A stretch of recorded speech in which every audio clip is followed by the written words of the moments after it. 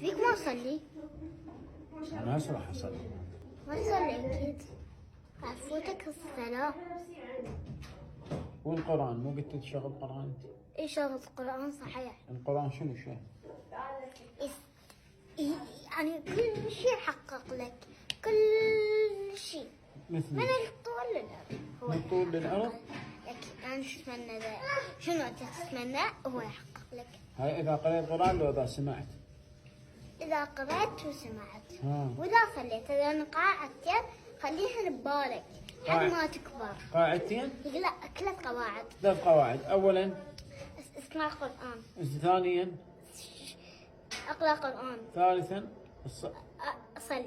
ها. هذني 3 قواعد لحد ما تكبر أنت خليهن براسك. ها ما طلعهم. وإذا أنت اشتغلت وصار المغرب أو صارت صلاة العصر. نعم. شو تسوي؟ شو أسوي؟